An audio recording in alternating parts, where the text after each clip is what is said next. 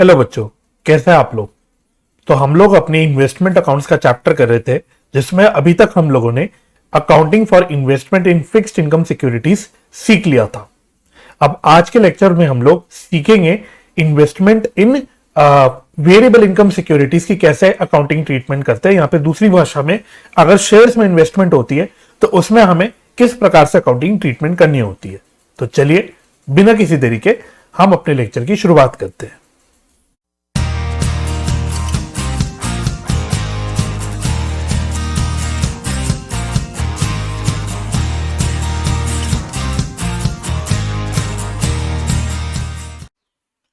आप मेरे साथ साथ हेडिंग डालिएगा, फ्रेश हेडिंग आज के कॉन्सेप्ट की, investment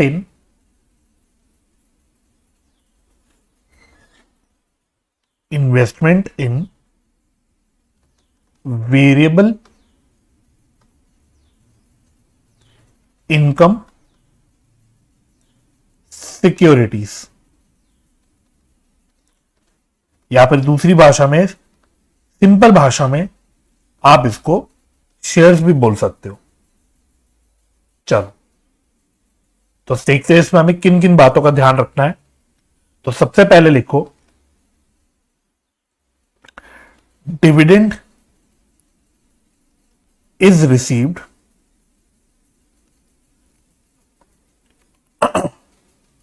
on shares which is not fixed। Shares में हमको डिविडेंड मिलता है, बट ये डिविडेंड कुछ फिक्स्ड नहीं होता। हमें किसी साल मिल सकता है, किसी साल नहीं मिल सकता, किसी साल हमें 10% मिल सकता है, किसी साल हमें 15% मिल सकता है। अलग अलग अमाउंट ऑफ डिविडेंड मिलता है शेयर्स में। दूसरी बात, dividend is always calculated on face value. तो ये बात तो ऐसा आपको पता ही होगी, बट फिर भी मैंने आपको लिखवा दी कि डिविडेंड की जो कैलकुलेशन होती है, बेसिकली जो परसेंटेज होता है उसकी कैलकुलेशन हम फेस वैल्यू पे ही करते हैं। सेकेंड एरो में लिखो, there is no concept of accrued dividend। there is no concept of accrued dividend।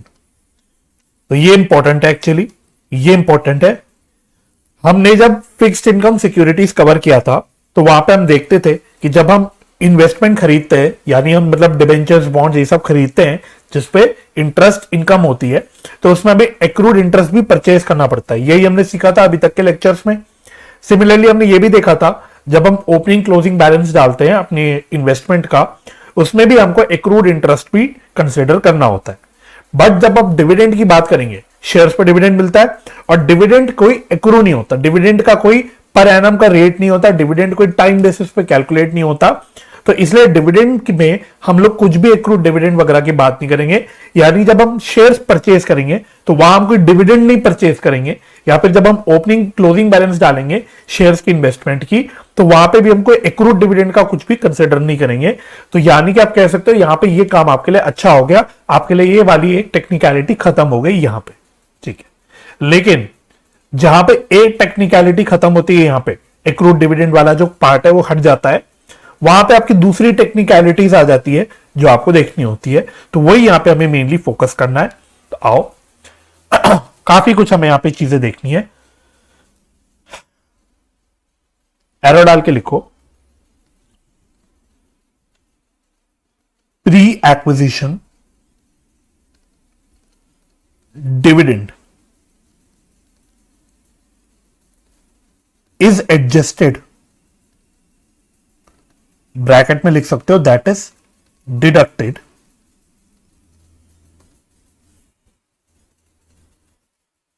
From the cost of investment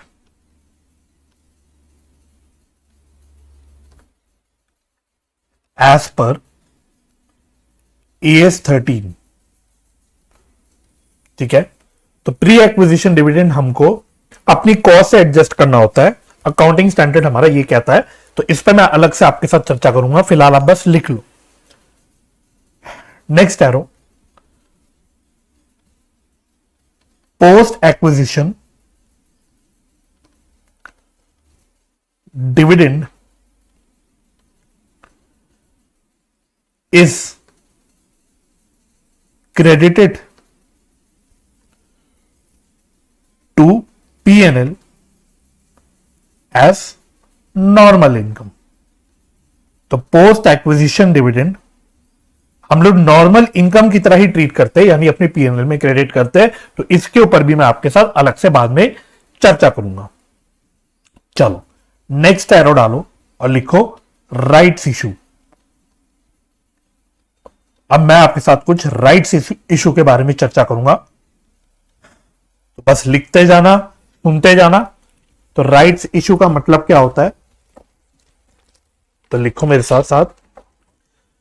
वैसे चिंता नहीं करनी, राइट्स इशू के ऊपर आपका अलग से चैप्टर है, तो वहां पे भी हम लोग देखेंगे, बट अभी आप बस लिख लो।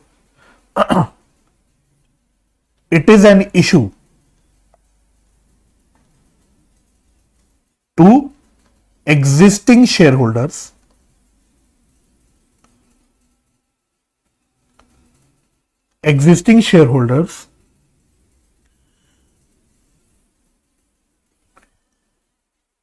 in proportion to their existing holding।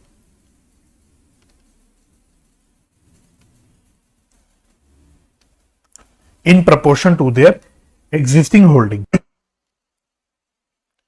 Next bullet point डालना,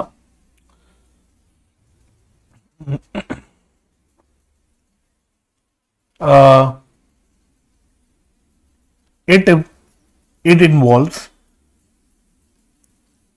a right to existing shareholders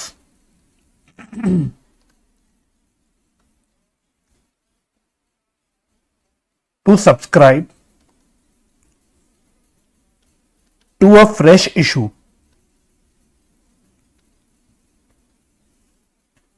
at an issue price which is lower than the market price।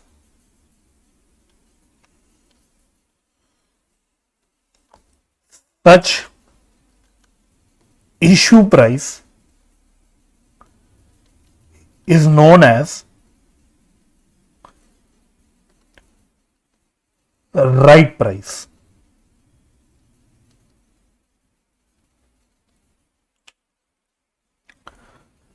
Next bullet point लिखना, पहले लिख लेते हैं सारी बातें, फिर एक साथ आपके साथ चर्चा करेंगे। Rights are transferable. जो राइट्स होते हैं वो ट्रांसफरेबल होते हैं। That is holder can sell the rights in the market.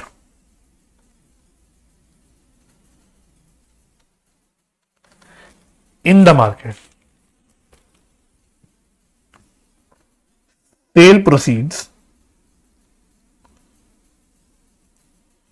of sale proceeds of rights are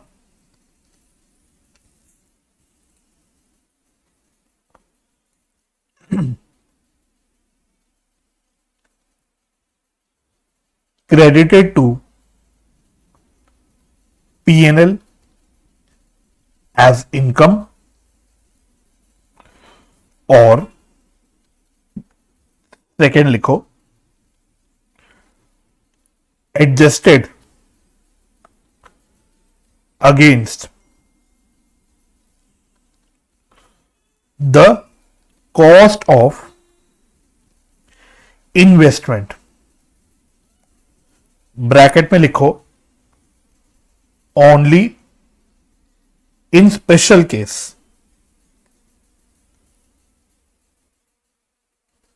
इसको भी आप पेंडिंग छोड़ो, डिस्कस लेटर ऑन। ये वाला पार्ट भी हम लोग बाद में डिस्कस करेंगे। चलो, तो पहले इतनी बातें आपके साथ डिस्कस कर लेते हैं, फिर आगे की बातें करेंगे। तो हमने मोटी मोटी बात करी कि भाई जब शेयर्स की बात होती है, जब इन्वेस्टमेंट इन शेयर्स होता है, तो इन्वेस्टमेंट इन शेयर्स के केस में हमें इंटरेस्ट नहीं मिलता, हमको डिविडेंड मिलता है। तो ये बात मेरे को लगता है आपको वैसे ही पता होगी। अच्छा, ये डिविडेंड जो है वो फिक्स नहीं होता। अब आप बोलोगे कि सर प्रेफरेंस शेयर्स के केस में तो डिविडेंड फिक्स होता है। हाँ, प्रेफरेंस शेयर्स के केस में जो रेट ऑफ डिविडेंड होता है वो फिक्स होता है, बट वहां पे भी कोई गारंटी नहीं होती कि आपको डिविडेंड मिलेगा ही मिलेगा। अगर किसी कंपनी के प्रेफरेंस शेयर्स है मेरे पास और उस कंपनी में लॉसेस हो रहे हैं या प्रॉफिट्स बहुत कम है, तो हो सकता है वो कंपनी किसी भी शेयर होल्डर्स को डिविडेंड ना दे, है ना। उस केस में वो प्रेफरेंस शेयर होल्डर्स को भी डिविडेंड नहीं देगी। तो उस हिसाब से आप देखोगे तो even in case of preference share dividend कोई फिक्स नहीं है। आप ये नहीं कह सकते कि हर साल आपको इतना डिविडेंड मिलेगा ही मिलेगा। वहां पे भी आप कह सकते हो कि डिविडेंड रिसीव जो भी होगा वो वेरिएबल रहेगा, राइट। अच्छा, डिविडेंड जब आपको कैलकुलेट करना है, क्योंकि आपको अपने सवालों में डिविडेंड कैलकुलेट करना होगा, वो आपको परसेंटेज में दे देगा, आपको डिविडेंड कैलकुलेट करना पड़ेगा। तो आपको मैंने क्लैरिफाई करवा दिया कि भाई डिविडेंड आप फेस वैल्यू पे कैलकुलेट करेंगे। ये भी बात वैसे आपकी बिल्कुल बेसिक बचपन की बात है, ठीक है। दूसरी बात हमने बोली कि डिविडेंड के केस में कोई एक्रूड डिविडेंड का कॉन्सेप्ट नहीं होगा। जैसे कि मैंने पहले भी बोला, जब हम शेयर्स परचेज करेंगे तो वहां पे हम कोई डिविडेंड नहीं परचेज करेंगे। जैसे बॉन्ड्स वगैरह के केस में हम इंटरेस्ट परचेज करते थे, यहां पे हम लोग डिविडेंड परचेज नहीं करेंगे।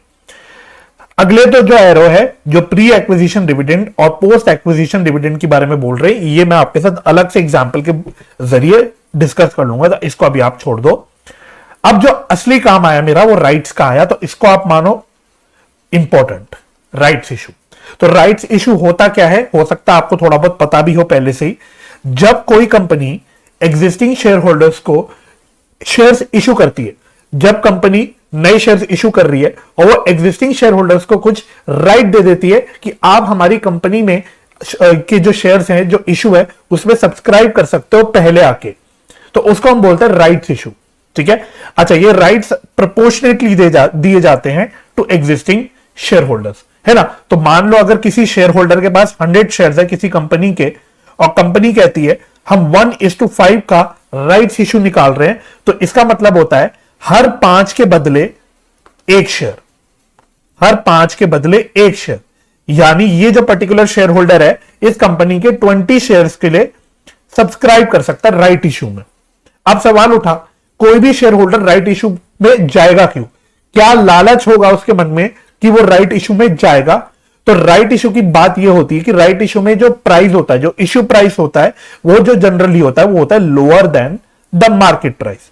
तो सिंपल बात है भाई, अगर मैं कहता हूं रिलायंस इंडस्ट्रीज के शेयर्स की प्राइस 2,500 रुपए चल रही है और मैं ऑलरेडी शेयर होल्डर हूं इस कंपनी का, और ये कोई राइट्स इशू निकालती है और कहते हैं कि आप राइट्स मतलब आप हमारे शेयर्स में सब्सक्राइब कर सकते हो मात्र 2,100 रुपए में, मतलब आप 2,100 रुपए में हमारे शेयर्स खरीद सकते हो।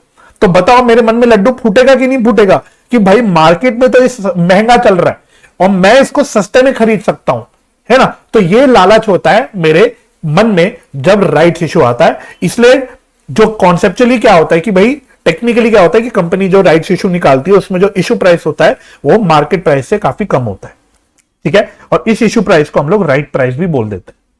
अच्छा, अब जब मैं राइट शब्द बोल रहा हूं, जब मैंने राइट शब्द बोला ये राइट इशू है, तो यहां मैं कुछ अधिकार की बात कर रहा हूं कि एग्जिस्टिंग शेयर होल्डर्स के पास अधिकार है न्यू इशू सब्सक्राइब करने का।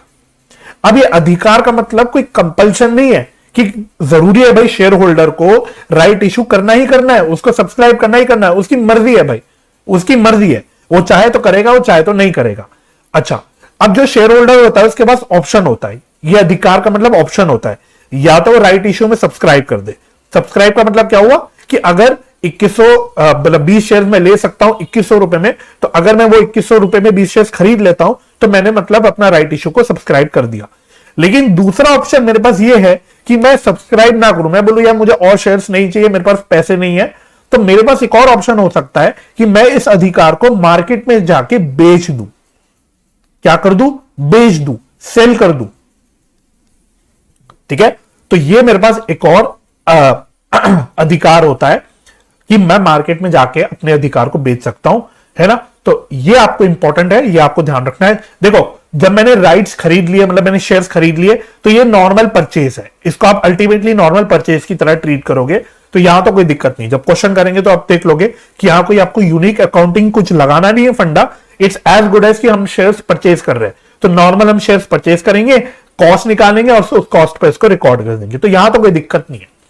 पता क्या होना चाहिए आपको कि अगर मैंने राइट्स को बेच दिया मार्केट में जाके, तो इसकी क्या अकाउंटिंग ट्रीटमेंट होती है, तो ये आपको ध्यान रखना है। तो इसको मैंने बोला कि जो सेल प्रोसीड्स ऑफ राइट्स है ना, तो सपोज ऐसे अपने एग्जांपल को लेके चलते हैं, मेरे पास ऑप्शन था कि मैं 2100 रुपए पे रिलायंस इंडस्ट्रीज के शेयर सब्सक्राइब कर दूं। दूसरा मैंने लेकिन क्या किया, मैंने इसको सब्सक्राइब नहीं किया, मैंने इसे मार्केट में जाके 200 रुपए पे इस राइट को बेच दिया। इस राइट को मैंने बेच दिया 200 रुपए में। तो अब मैं आपको बस बता रहा हूं कि ये जो 200 रुपए मुझे मिला राइट बेच के, इसका क्या अकाउंटिंग ट्रीटमेंट है ना। तो जनरली तो मैं अगर आपको बोलूं कि जब राइट्स हम बेचते हैं तो इसको हम नॉर्मल इनकम की तरह मानते हैं कि भाई ये देखो अल्टीमेटली इनकम ही तो हो गई, ये मेरे लिए फायदा हो गया, इनकम हो गई, तो इनकम की तरह मान के इसको अपने प्रॉफिट एंड लॉस में क्रेडिट कर देते हैं। तो जनरली तो हमारी ट्रीटमेंट ये रहती है।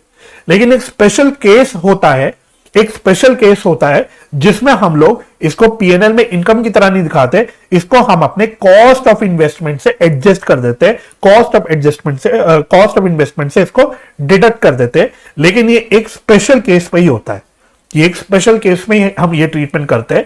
इसके बारे में भी चर्चा मैं आपके साथ बाद में करूंगा, ठीक है, इसके बारे में भी अलग से चर्चा करेंगे। तो फिलहाल तो आप बस इतना ध्यान रखना कि जो सेल प्रोसीड्स ऑफ राइट्स होता है उसको हम इनकम की तरह अपने पीएनएल में क्रेडिट करते हैं।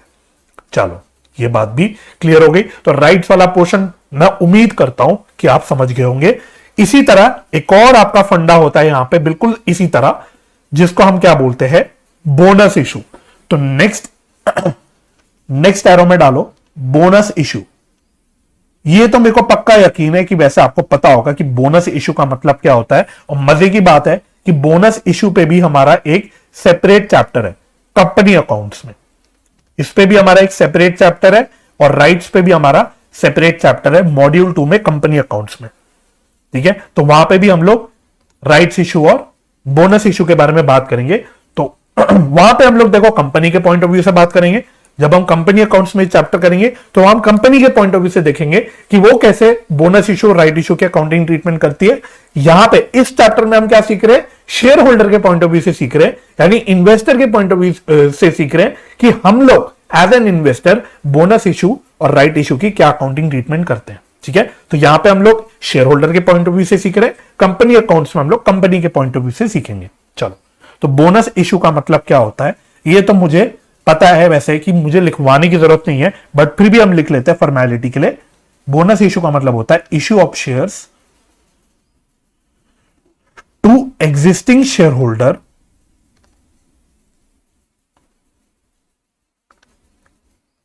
ब्रैकेट में लिख लो proportionately to their existing holding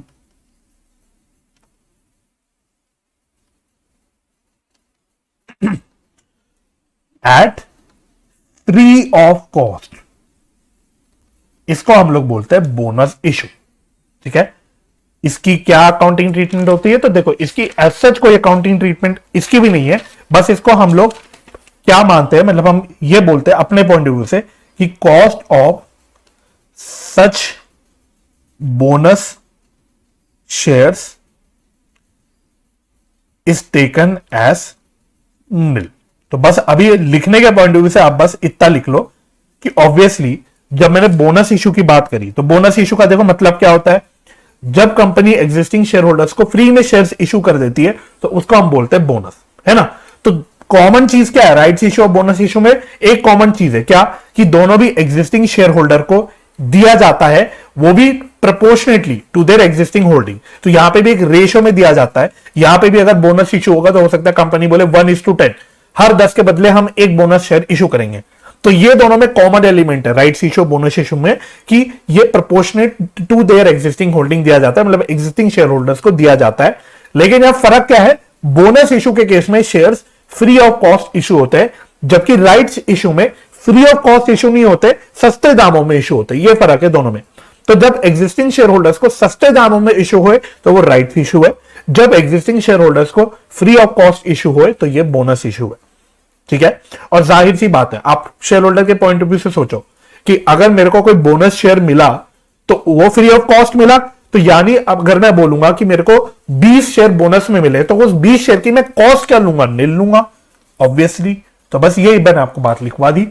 अब इसके अलावा जो बाकी सारी चीजें जो सीखनी है इसमें, वो तो हम क्वेश्चन से सीख पाएंगे। तो कॉन्सेप्चुअली तो हमको बस इतना ही जानना है। ठीक है, तो ये दो बातें आपकी क्लियर हो गई। अब नेक्स्ट मुझे आपके साथ चर्चा करनी है क्या, जो मैंने आपको पहले बोला था कि हम अलग से देखेंगे। लिखो pre acquisition and post acquisition dividend.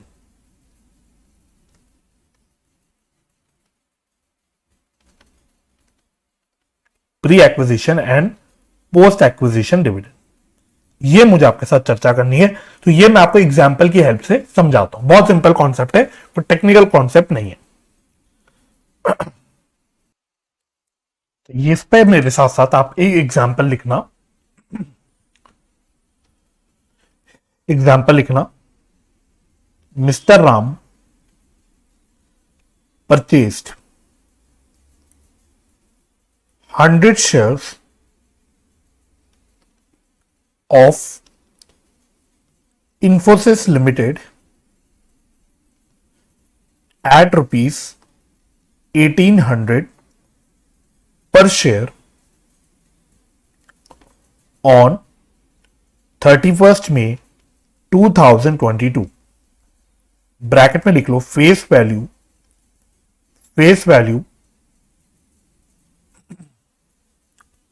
पर शेयर है 10 रुपए। ठीक है, फेस वैल्यू है 10 रुपए।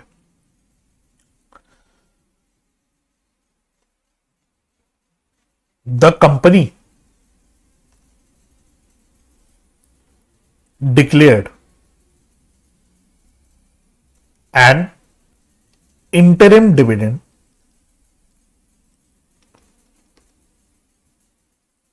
of 120% on 30th June 2022. Further, a final dividend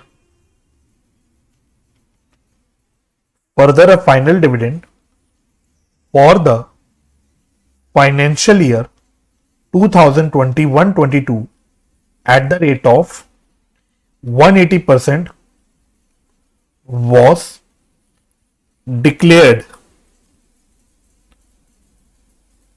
and received on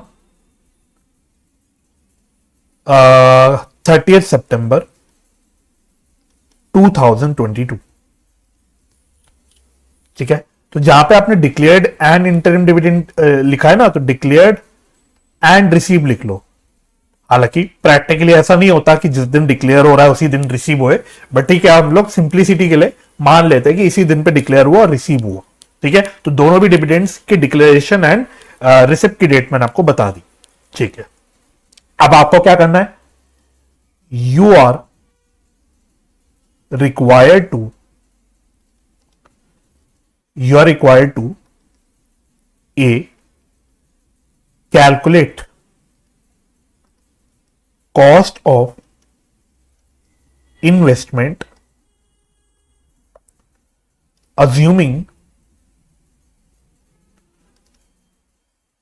the broker charges a commission of 2%, or B, show the accounting treatment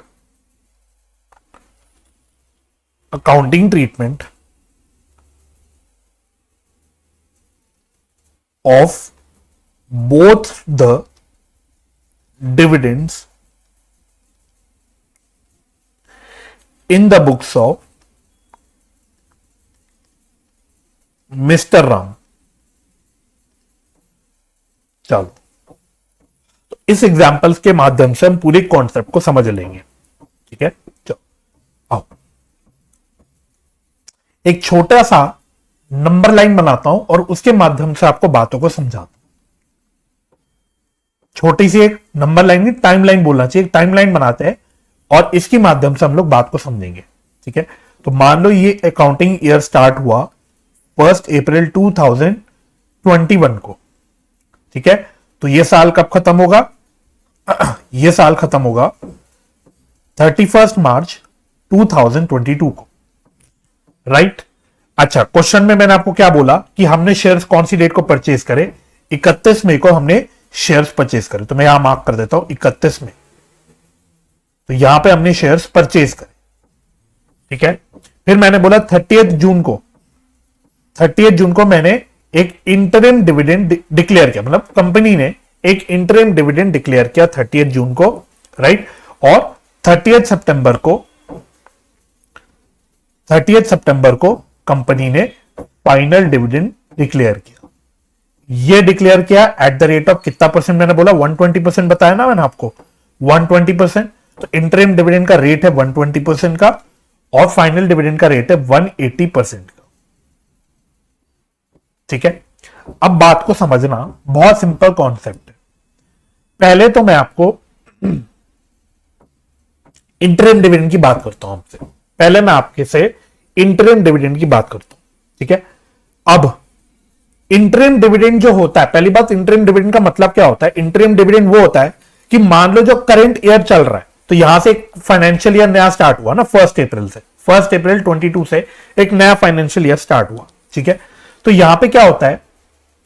company चलती है और 30 जून को आती है और बोलती है कि देखो यार, हमने कितना सारा प्रॉफिट ऑलरेडी कमा लिया है, तो अपने शेयर होल्डर्स को खुश करने के लिए हम जो करंट ईयर अभी चल रहा है उसके प्रॉफिट्स में से कुछ डिविडेंड बांट देते हैं। राइट? तो इंटरिम डिविडेंड होता है, नाम नहीं कह रहा है इंटरिम, मतलब साल के बीच में ही जब कंपनी डिविडेंड बांट देती है तो उसको बोलते हैं इंटरिम डिविडेंड।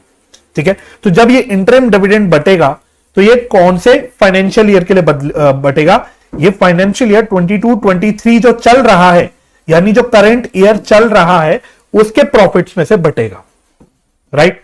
और जब मैंने ये फाइनल डिविडेंड बोला, मैंने बोला final dividend of financial year 2021-22, financial year 2021-22।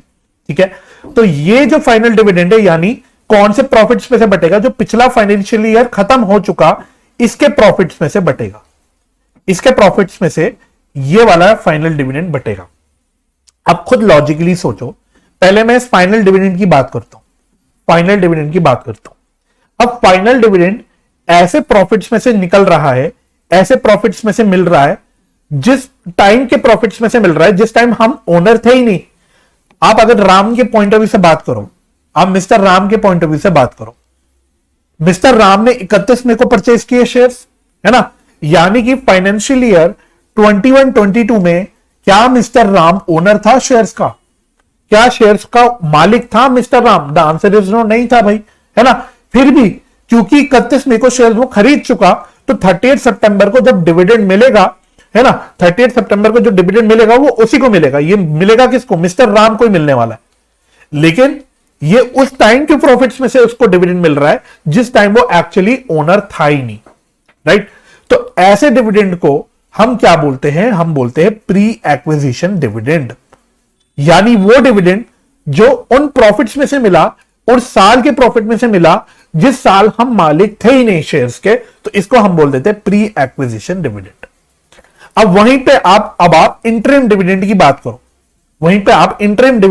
करो, तो इंटरिम डिविडेंड 30 जून को मिला, यानी अब जो फाइनेंशियल ईयर चल रहा है उसमें हम लोग मालिक बन चुके हैं, अब इन शेयर्स के हम मालिक बन चुके हैं। तो ये हमें उन प्रॉफिट्स में से मिल रहा है, उस साल के प्रॉफिट में से मिल रहा है जिस साल हम लोग ऑलरेडी मालिक है, यानी आफ्टर द परचेज करने के बाद हमको डिविडेंड मिल रहा है, परचेज करने के बाद का हमें डिविडेंड मिल रहा है, तो इसको हम बोल देते हैं पोस्ट एक्विजिशन डिविडेंड।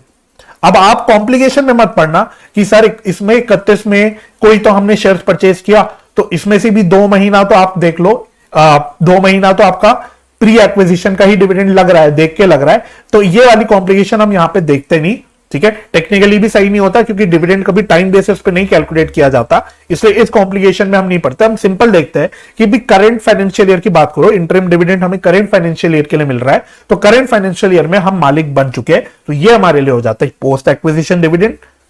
और जो पिछले फाइनेंशियल ईयर का डिविडेंड मिल रहा है, पिछले पूरे फाइनेंशियल ईयर में हम लोग ओनर थे ही नहीं, हम लोग शेयर्स के मालिक थे ही नहीं, तो हमें उन प्रॉफिट्स में से मिल रहा है, तो ये हमारे लिए प्री एक्विजिशन डिविडेंड है। तो आई होप पहले तो आपको प्री एक्विजिशन डिविडेंड और पोस्ट एक्विजिशन डिविडेंड का मीनिंग क्लियर हो गया होगा। अब हमारा अकाउंटिंग स्टैंडर्ड 13 क्या कहता है? हमारा अकाउंटिंग स्टैंडर्ड 13 कहता है कि ये जो प्री एक्विजिशन डिविडेंड है, ये जो प्री एक्विजिशन डिविडेंड है, ये आप इनकम की तरह ट्रीट मत करो।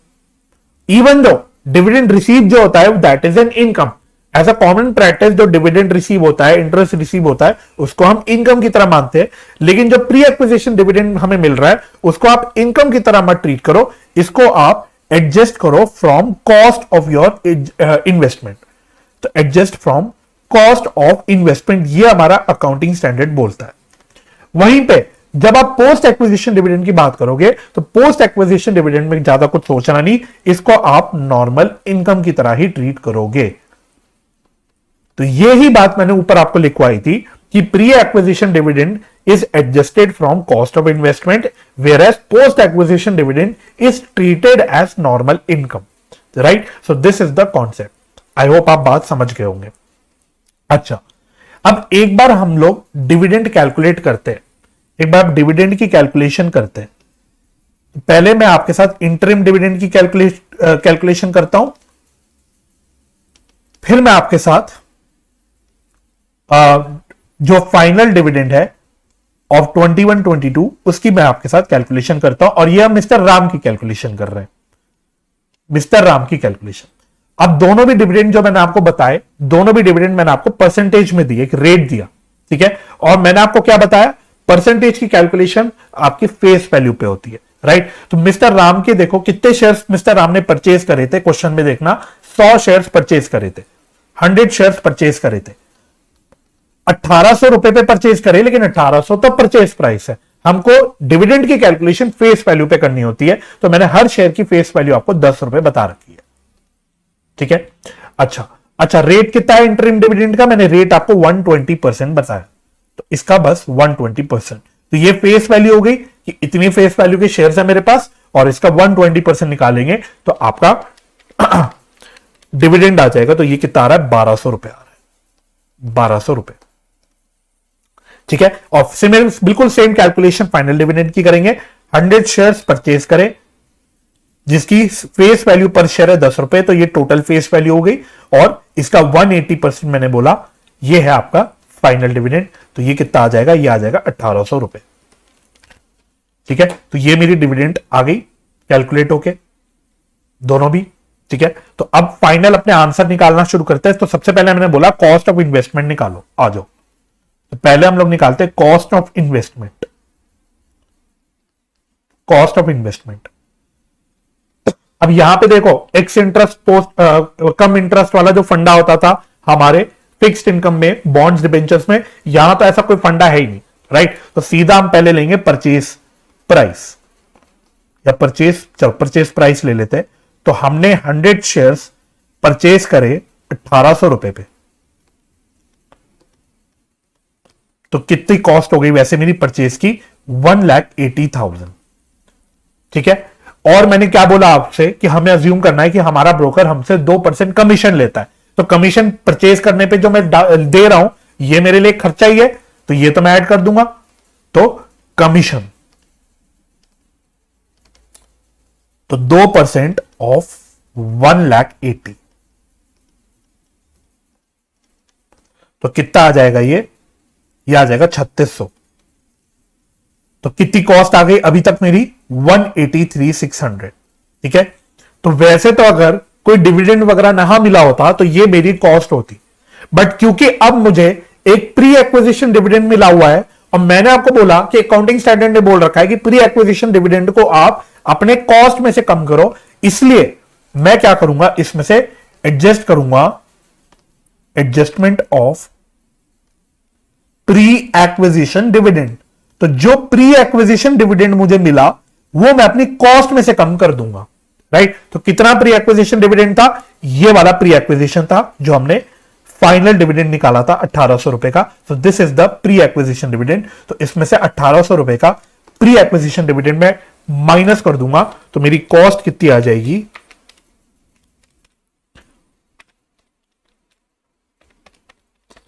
तो ये आ गई 181,800। तो this is the cost of investment. ठीक है, अच्छा ये बात हो गई। अच्छा मैं आपसे पूछूं, बताओ weighted average cost per share कितनी हुई, या वेटेड एवरेज छोड़ो अभी के लिए, एवरेज कॉस्ट पर शेयर कितनी मैं मानूं।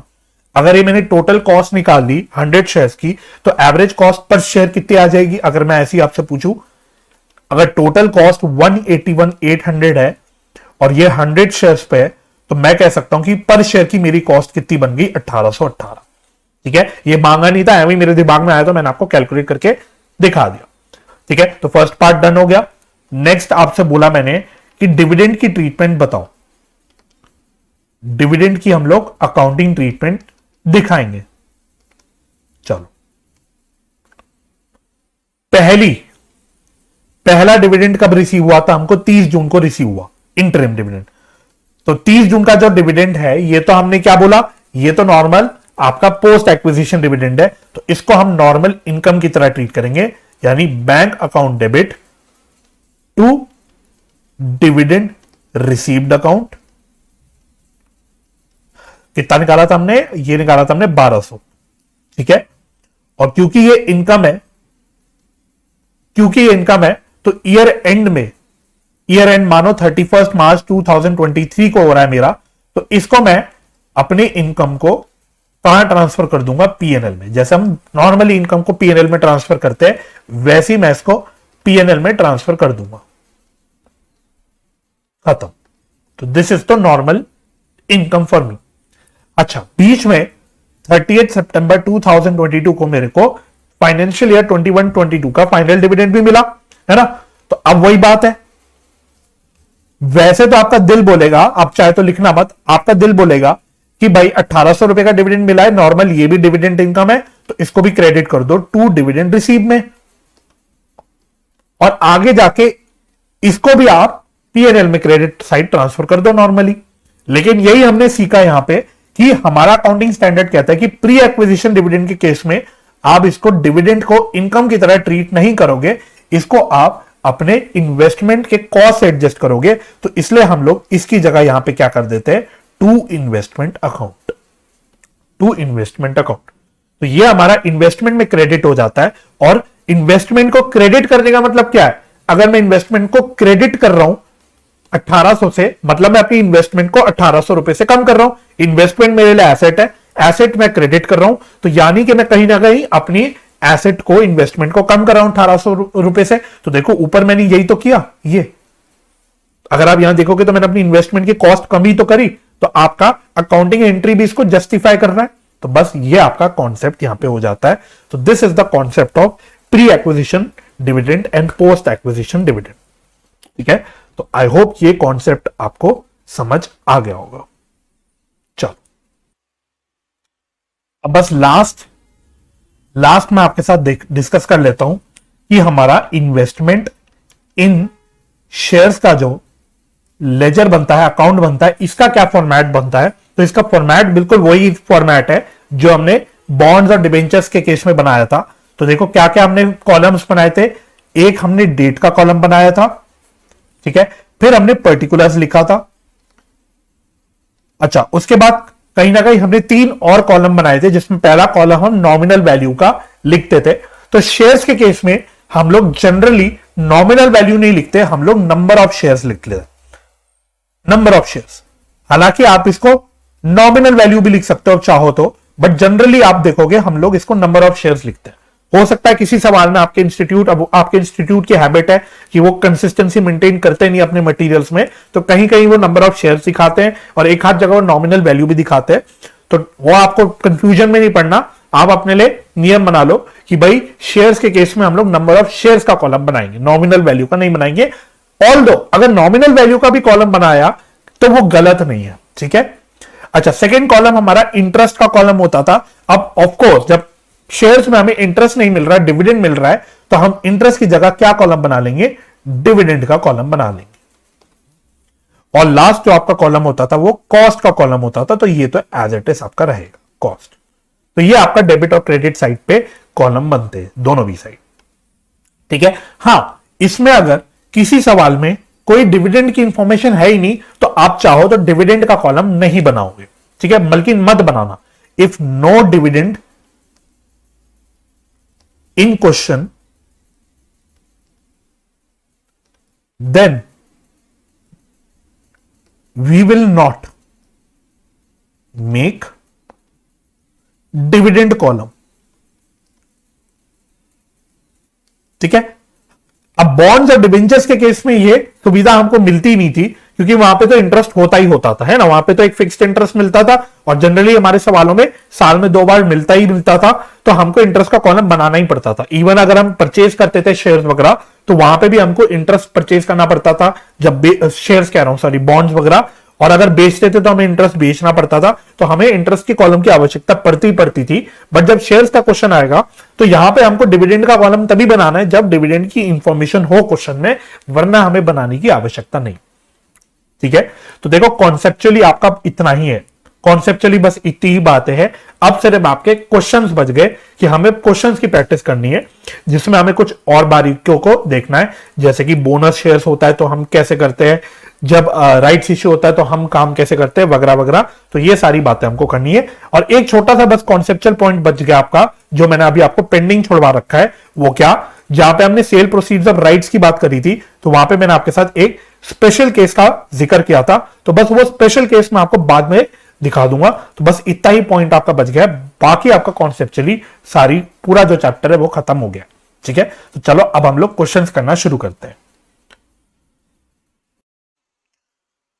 चलिए एकदम सिंपल सवाल से स्टार्ट करते हैं हम लोग। इलस्ट्रेशन नंबर 2, इलस्ट्रेशन नंबर 2 तो क्या कहता है, ऑन 1 अप्रैल 2001 या 2021 Mr. Krishnamurthy purchased 1000 equity shares of ₹100 each in Telco Limited at ₹120 each।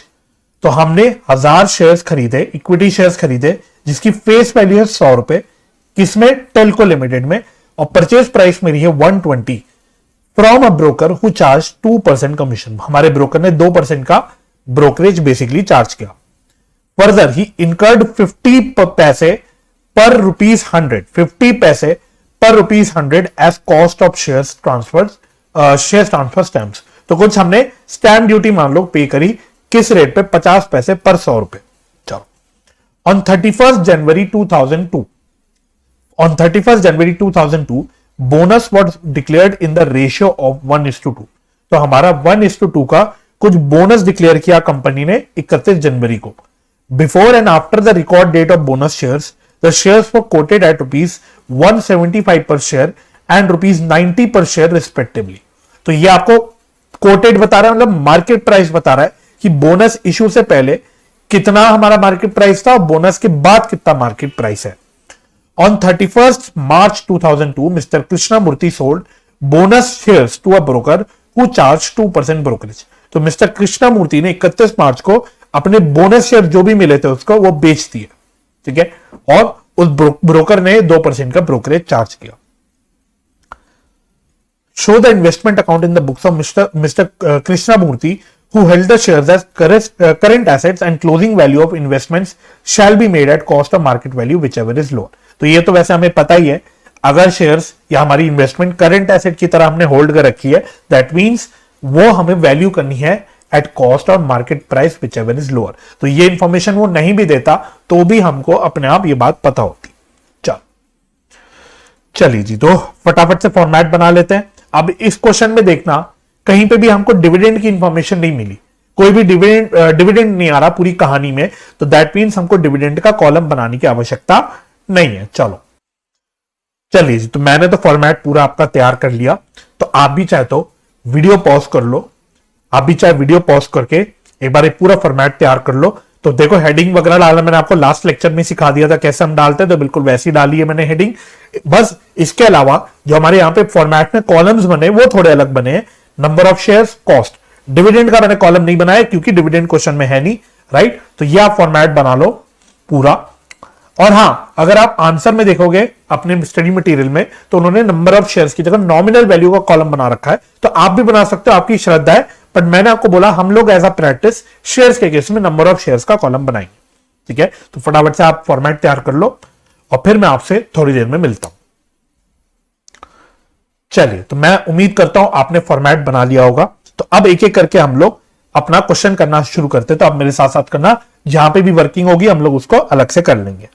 तो 1 अप्रैल को कह रहा है हमने शेयर्स परचेज करे, यानी ओपनिंग बैलेंस कुछ भी नहीं है, हमने डायरेक्टली परचेज किया। तो परचेज किया तो मैं डेबिट साइड में डाल दूंगा। तो करो, लिखो 1 अप्रैल 2001 को तो हमने परचेज किया शेयर। तो टू बैंक कितने शेयर्स हमने परचेज करे? 1000 शेयर्स हमने परचेज करे। अब कॉस्ट की कैलकुलेशन मुझे करनी पड़ेगी, तो मैं ये वर्किंग नोट नंबर 1 में कर लूंगा। तो वर्किंग नोट मैं साइड में कर लेता हूं, आप चाहे तो नीचे करते रहना। आ जाओ, तो यहां पे मैं वर्किंग नोट्स बना लूंगा। तो वर्किंग नोट नंबर 1 में लिखते हैं परचेज ऑन 1 अप्रैल 2001, ठीक है। और हमने कितने शेयर्स परचेज करे? 1000 इक्विटी शेयर्स हमने परचेज करे।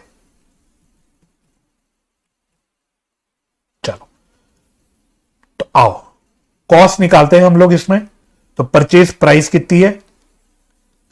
तो 1000 शेयर्स हमने परचेज करे कितने रुपए पे? 100 रुपए पे, नहीं सॉरी 100 तो फेस वैल्यू, 120 रुपए पे। 120, तो ये आ गया 1,20,000। इसमें हम ऐड क्या कर देंगे? ब्रोकरेज। तो ऐड करो ब्रोकरेज, 2% ऑफ 1,20,000। तो ये कितना? 2400 आ जाएगा। दैट मीन्स मेरी कॉस्ट कितनी आ जाएगी? 122,400।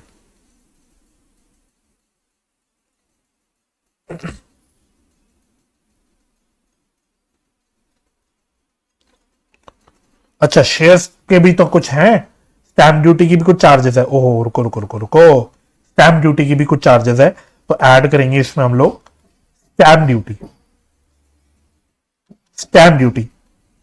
तो स्टैम्प ड्यूटी कैलकुलेट कर लेते हैं। तो क्या बोला था उसने? 50 पैसा मतलब 0.5 फॉर एवरी 100 रुपीज। तो टोटल परचेज प्राइस हमारी 1,20,000 है और हर 100 के बदले 0.5 रुपीज का स्टैम्प ड्यूटी देना है, ठीक है। तो 0.5% हो गया, तो ये कितना आ गया? ये आ गया 600। तो अब मेरी टोटल फाइनल कॉस्ट आ गई कितनी? 1,23,000। 1,23,000 ये मेरी आ गई कॉस्ट, ठीक है। बस इसको डाल देते अपने अकाउंट में, 1,23,000। So simple. चलो, अब आगे कहानी पढ़ते, क्या कहता है फिर क्या हुआ इसके बाद? उसके बाद 31 जनवरी आ गई सीधा, और एक बोनस डिक्लेयर हो गया इन द रेशियो ऑफ 1:2। तो पहले तो बताओ नंबर ऑफ शेयर्स कितने होंगे? नंबर ऑफ शेयर्स कितने आएंगे बोनस में? नंबर ऑफ शेयर्स बोनस में कितने आएंगे? जब सवाल ने 1:2 बोला है, इसका मतलब क्या होता है? हर 2 के बदले 1, राइट। तो मेरे पास कितने शेयर्स हैं अभी तक? मेरे पास अभी तक कितने शेयर्स है? 1000 शेयर्स है, और हर के 2 के बदले मुझे 1 मिल रहा है। तो 1000 शेयर्स पे हर 2 के बदले 1 मिल रहा है, तो मतलब कितने शेयर्स मुझे मिलेंगे? 500 शेयर्स। तो देखो, अब ये डालते कैसे अपने इन्वेस्टमेंट अकाउंट में? ये डालते कैसे? तो हम लोग यहां डेट डाल देंगे डेबिट साइड पे, 31 जनवरी है ना, 31 जनवरी 2002,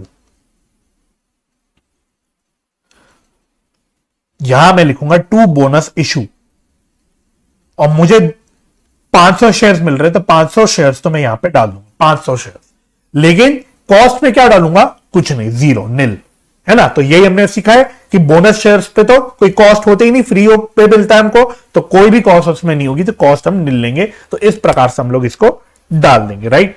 तो ये भी आपको समझ आ गया। तो बोनस इशू के केस में हमें ऐसे डालनी होती है अपनी इन्वेस्टमेंट अकाउंट में, पोस्टिंग ऐसे हमें करनी होती है। चलो आगे देखिए और क्या कहता है क्वेश्चन। फिर कहता हूं 31 मार्च हमने जो है अपने बोनस शेयर्स बेच दिए, यानी जो 500 शेयर्स हमको मिले थे ये हमने बेच दिए 31 मार्च को। आओ तो बेचे तो यहां पे आएगा 31 मार्च 2002 बाय बैंक। अब मजे की बात दिखाता हूं, हमने कितने शेयर्स बेचे, 500 शेयर्स, तो ये तो मैं लिख ही देता हूं। अब मजे की बात देखना, उसने बोला कि हमने अपने बोनस शेयर्स बेच दिए, उसने क्या सेल प्राइस दी सवाल में, क्या उसने सेल प्राइस दी, नहीं दी।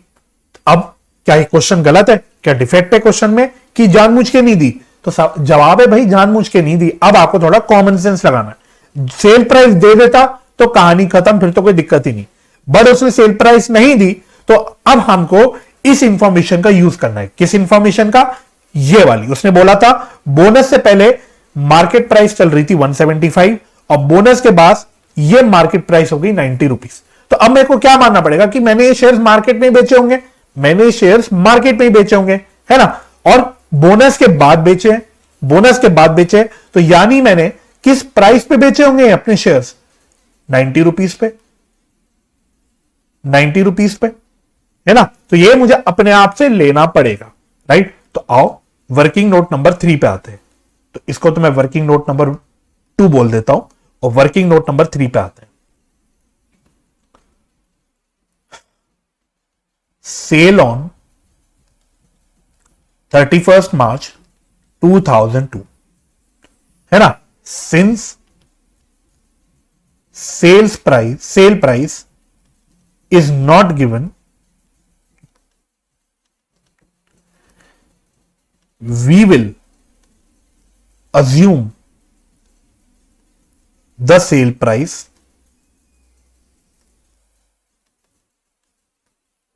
of rupees 90 per share,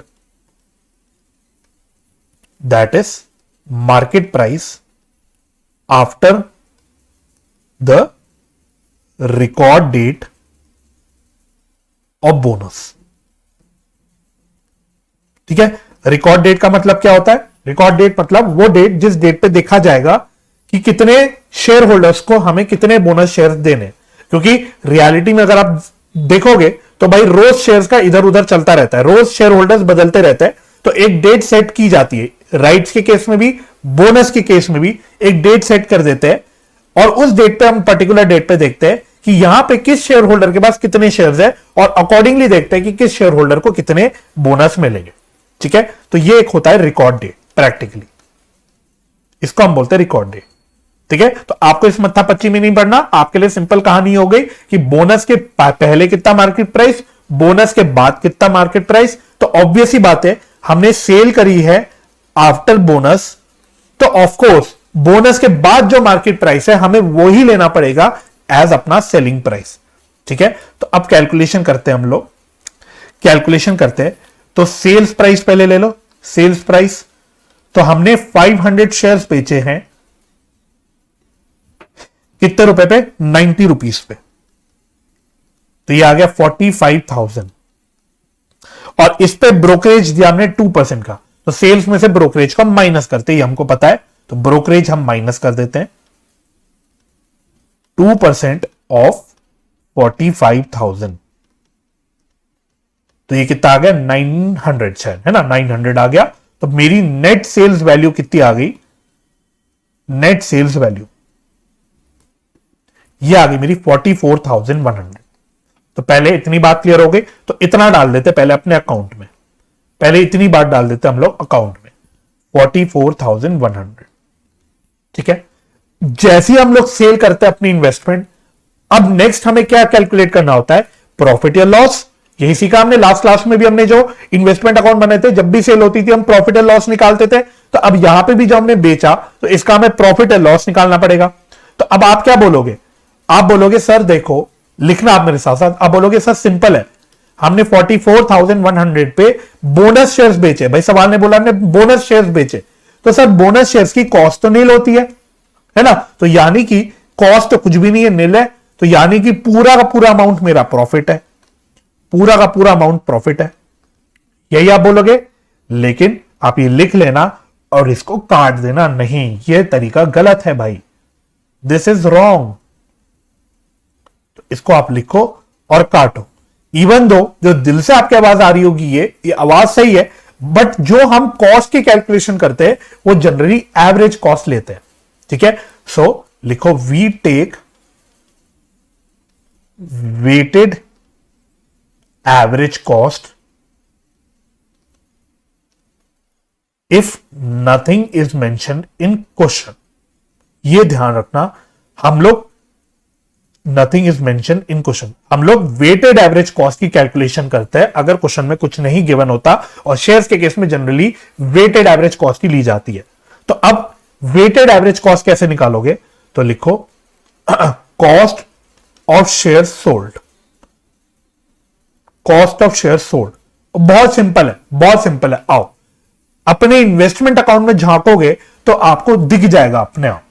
तो आप अगर डेबिट साइड पे झांको तो यहां पे अगर आपको देखोगे 1,23,000 की टोटल कॉस्ट आ रही है। ये कितने शेयर्स पे टोटल कॉस्ट आ रही है, 1500 शेयर्स पे। तो मैं कह सकता हूं ये 1,23,000 की टोटल कॉस्ट है 1500 शेयर्स की। तो प्रोपोर्शनेट में वेटेड एवरेज कॉस्ट निकाल सकता हूं। आओ, तो मैंने बोला 1,23,000 की कॉस्ट है टोटल कितने शेयर्स पे, 1500 शेयर्स पे, 1000 प्लस 500, ये 1500 शेयर्स की कॉस्ट है। और मैंने बेचे कितने हैं, सर मैंने 500 शेयर्स बेचे हैं, तो 500 शेयर्स की प्रोपोर्शनेट कॉस्ट कितनी आ जाएगी, बस ये निकाल लो। तो 1,23,000 को सीधा 3 से डिवाइड कर दो तो आ जाएगा मेरे ख्याल से। तो ये कितना आ रहा है, ये आ रहा है 41,000, 41,000।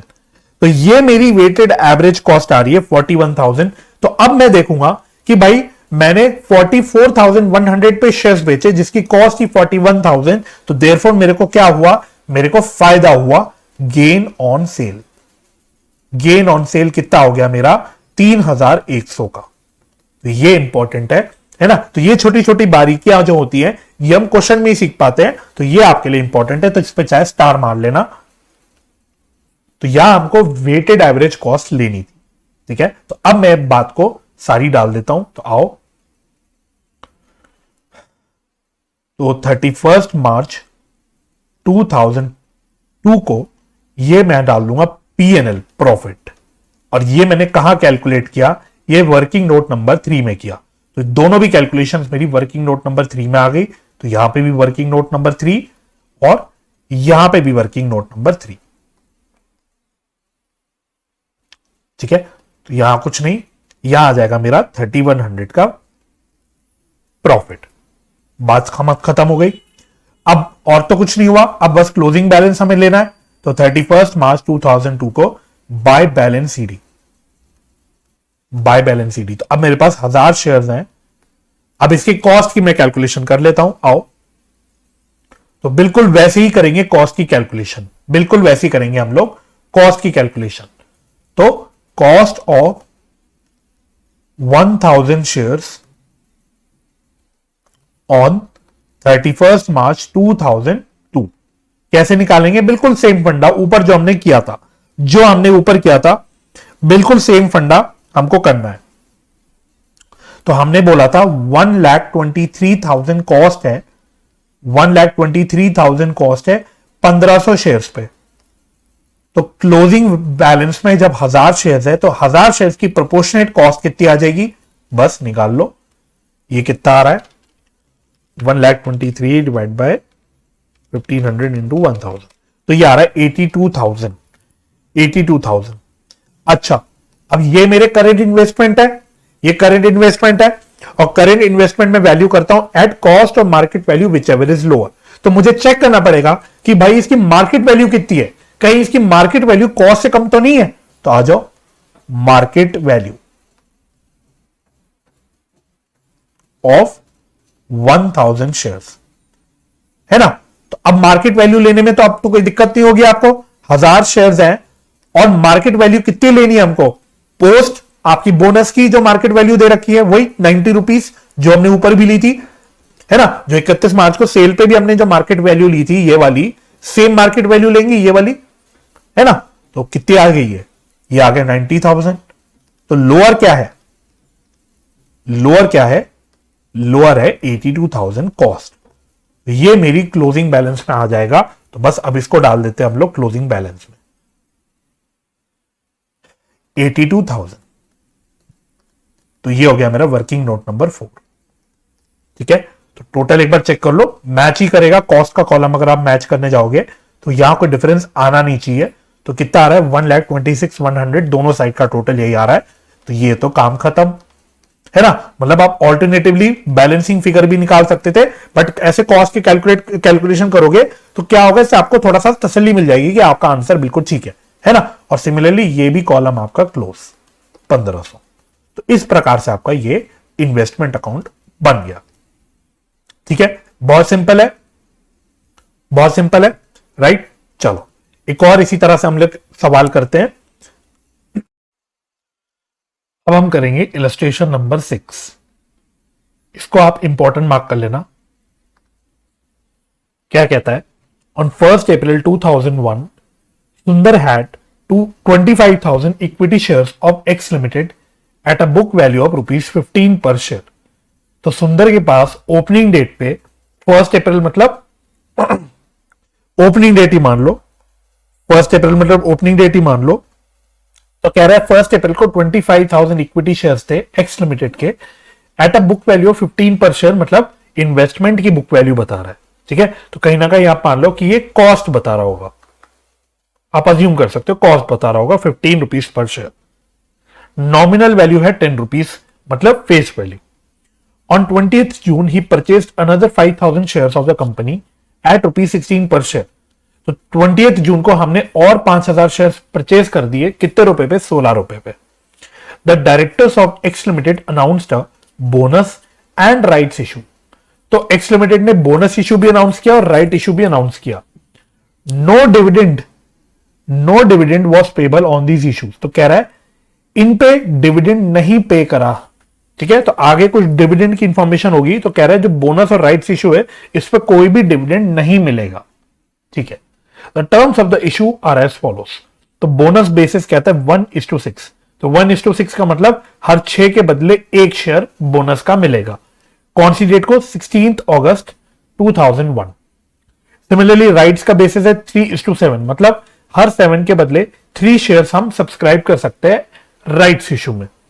इसकी डेट है 31 अगस्त और प्राइस है 15 रुपए पर शेयर, मतलब ये क्या है, राइट प्राइस। कितने रुपए पे हम लोग राइट इशू जो है उस पर सब्सक्राइब कर सकते हैं, 15 रुपए में। तो 15 रुपए में बेसिकली हम शेयर्स परचेज कर सकते हैं। ड्यू डेट फॉर पेमेंट है 30 सितंबर 2001। इसकी ड्यू डेट मतलब कि राइट्स की आपकी ड्यू डेट है, जो भी आप राइट सब्सक्राइब कर रहे हो उसकी ड्यू डेट पेमेंट की है 30 सितंबर 2001। फिर कहता है share holders were entitled to transfer their rights in full और इन पार्ट। तो शेयर होल्डर के पास राइट होता है कि या तो आप अपना पूरा का पूरा राइट सब्सक्राइब कर लो या उसको ट्रांसफर कर लो, बेच दो आगे जाके, है ना। अच्छा, आप फुल भी बेच सकते हो, मतलब जितने भी राइट शेयर्स आपको मिल रहे हैं, जितने की भी आपको राइट्स मिल रहे हैं बेसिकली, उसको आप पूरा का पूरा भी बेच सकते हो या फिर उसका कुछ पार्ट बेच सकते हो। Accordingly Sundar sold 33.33% of his entitlement to Sekar. तो हमने 33.33% मतलब 1/3 जो भी है हमारी एंटाइटलमेंट का, उसको आगे बेच दिया फॉर अ कंसिडरेशन ऑफ ₹2 पर शेयर। ठीक है, 2 रुपए पे हमने बेच दिया। फिर डिविडेंड की इंफॉर्मेशन कहता है, अच्छा बाय द वे, अगर 1/3 हमने बेचा तो इसका मतलब मैं अज्यूम कर सकता हूं कि 2/3 हमने सब्सक्राइब कर दिया होगा, राइट। तो अगर 1/3 बेचा है तो 2/3 मतलब हमने सब्सक्राइब कर दिया होगा। चलो ये भी देख लेंगे। Dividends for the year ended 31 मार्च 2001। ध्यान से 31 मार्च 2001 मतलब जो पिछला साल कंप्लीट हुआ उस साल का डिविडेंड अनाउंस हुआ, डिक्लेयर हुआ 20% का by X limited and receive by Sundar on 31 October, 31 October को डिविडेंड मिला। ठीक है, तो ये कौन सा डिविडेंड है, प्री एक्विजिशन की पोस्ट एक्विजिशन, देख लो। अब आपको यहां पे थोड़ा देखना पड़ेगा, कुछ शेयर्स तो हमारे पास 1 अप्रैल को पहले से ही थे और कुछ शेयर्स हमने आगे परचेज करे। क्वेश्चन ने बोल दिया कि राइट्स ऑफ बोनस पे तो कोई डिविडेंड नहीं मिलेगा, तो उसको तो भूल जाओ, है ना। तो सिंपल बात है भाई, सिंपल बात है। यहां पे 31 मार्च को साल खत्म हुआ, इस डेट पे हमारे पास 25,000 शेयर्स ऑलरेडी थे, है ना, और आगे जाके हमने 5,000 शेयर्स और परचेज करे, है ना। अच्छा, डिविडेंड अनाउंस हुआ इस साल के लिए। अब जाहिर सी बात है 25,000 शेयर्स तो हमारे पास पहले से ही थे, तो 25,000 शेयर्स पे जो डिविडेंड मिलेगा वो तो मेरे लिए क्या होगा, पोस्ट एक्विजिशन ही रहेगा। लेकिन इन 5,000 शेयर्स पे जो मुझे डिविडेंड मिला, है ना, ये क्या होगा, ये होगा मेरे लिए प्री एक्विजिशन। सिंपल बात। ओपनिंग डेट पे 25,000 शेयर्स है, तो मैं मान लेता हूं भाई पिछले फाइनेंशियल ईयर में मैं शेयर होल्डर रहा हूंगा, 25,000 पे जो डिविडेंड मिल रहा है वो पोस्ट एक्विजिशन है। और जो 5,000 शेयर्स मैंने इस साल परचेज करे, इन 5,000 शेयर्स का मैं मालिक नहीं था पिछले साल, तो इन पे जो मुझे डिविडेंड मिल रहा है वो मेरे लिए हो जाएगा pre acquisition. I hope this is clear. चलो, dividends for shares acquired by him on 20th June are to be adjusted against the cost of purchase। तो लो जी, उसने खुद ही बोल दिया कि 20 जून को जो हमने 5,000 शेयर्स परचेज करे उसको आप कॉस्ट ऑफ इन्वेस्टमेंट से या कॉस्ट ऑफ परचेज से एडजस्ट कर लेना। मतलब ये खुद ही बोल रहा है क्वेश्चन आपसे कि इसको आप प्री एक्विजिशन डिविडेंड की तरह ट्रीट कर लेना, राइट। चलो, ऑन 15th November सुंदर sold 25,000 equity shares at a premium of 5 rupees per share, है ना।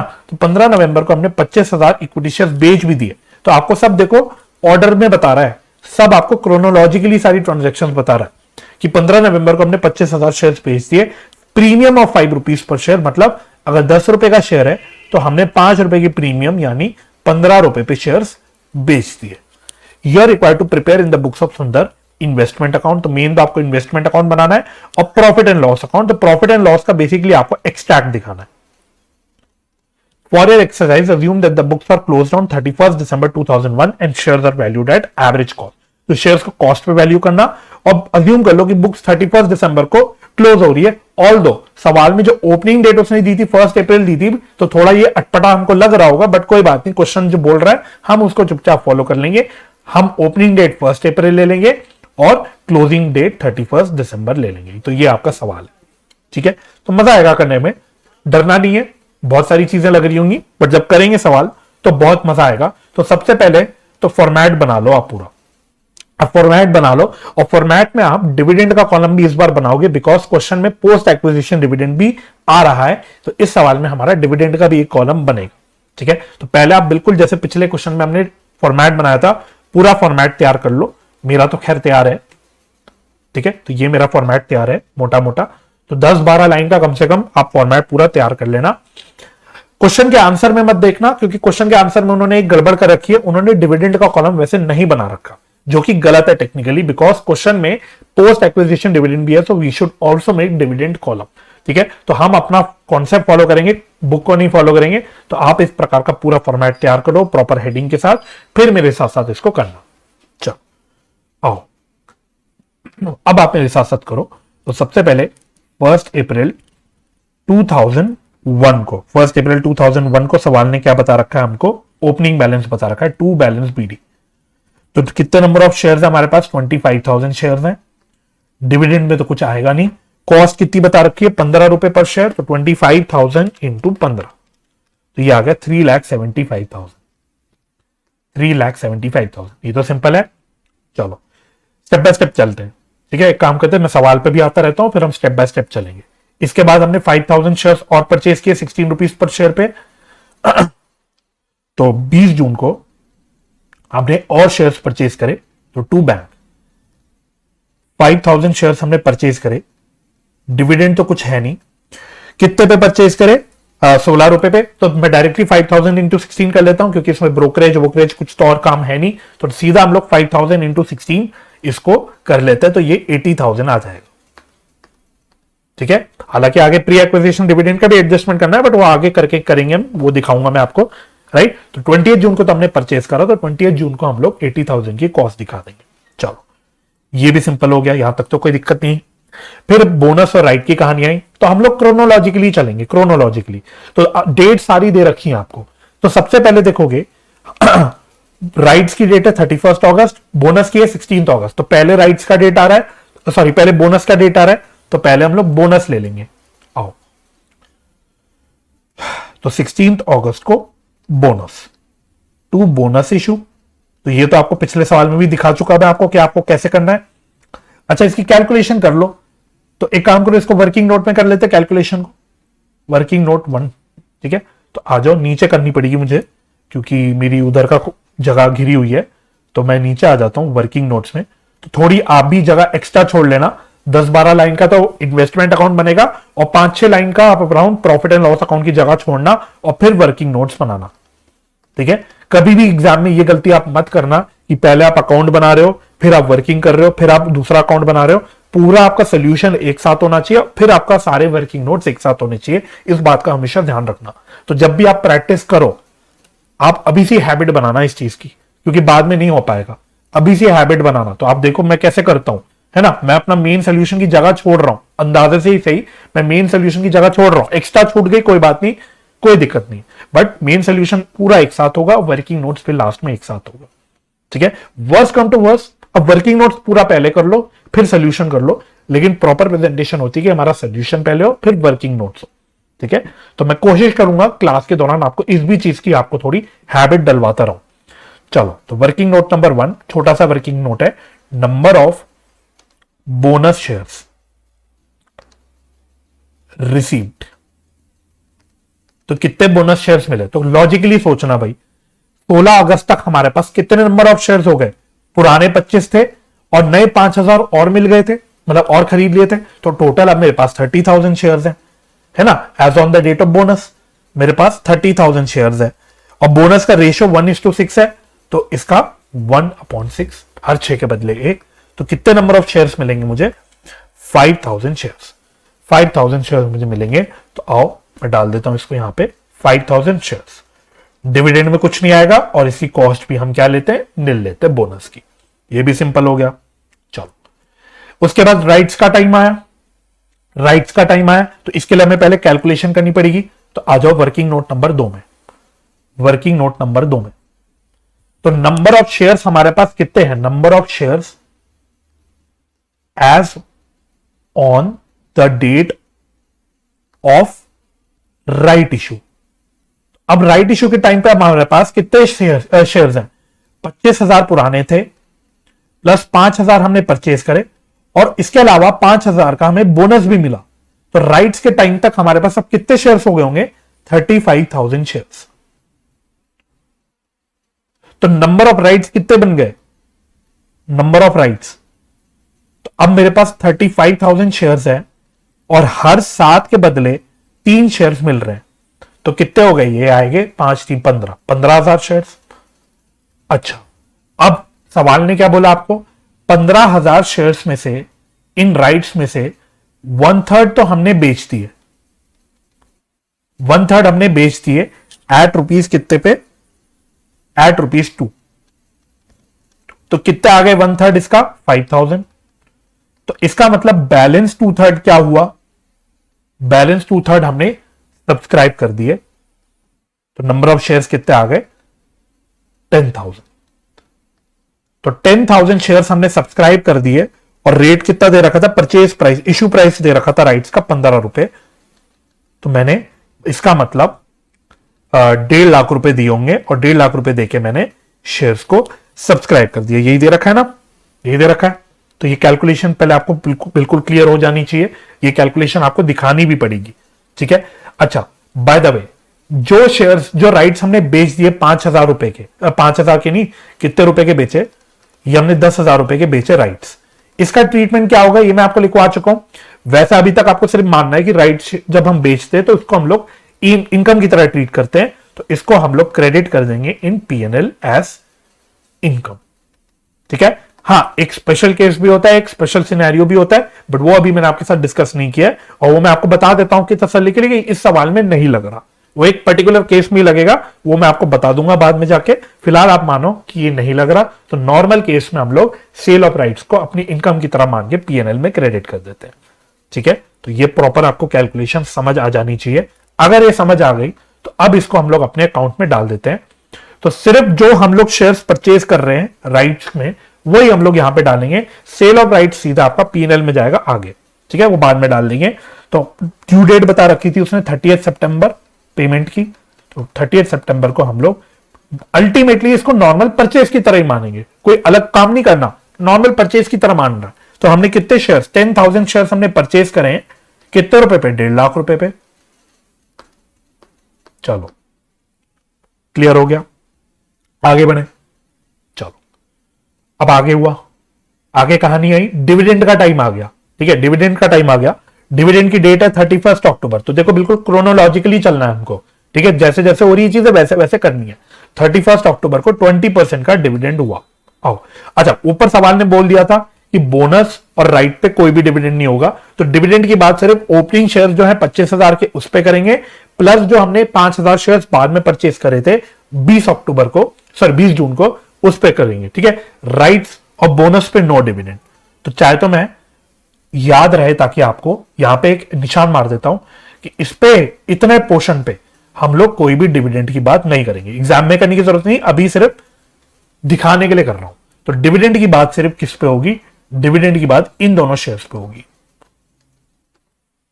ठीक है, आ जाओ जी, अब डिविडेंड की कहानी डिस्कस करते हैं। Working note number 3।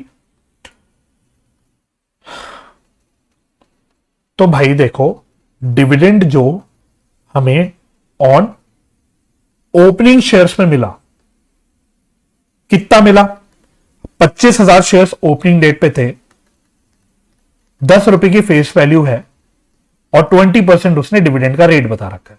तो कितना आ गया, पहले ये निकाल लेते हैं। 2.5 लाख का बेसिकली 20% है ना। तो ये तो मेरे लिए हो जाएगा pre acquisition dividend,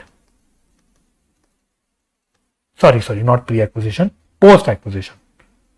post acquisition ये हो जाएगा मेरे लिए पोस्ट एक्विजिशन डिविडेंड, है ना। और डिविडेंड जो मुझे मिला on shares purchased on 20th जून 2001, 20 जून को हमने जो शेयर्स परचेज करे, तो कितने हमने 5,000 शेयर्स परचेज करे, 10 रुपए की फेस वैल्यू है, 20% का डिविडेंड का रेट है। तो कितना डिविडेंड बन गया, ये बनेगा मेरे ख्याल से 10,000 रुपए, 50,000 डिवाइड बाय 5, हाँ 10,000 रुपए बनेगा, है ना। ये हो जाएगा मेरा प्री एक्विजिशन डिविडेंड। इसको हम क्या करेंगे, कॉस्ट में से एडजस्ट,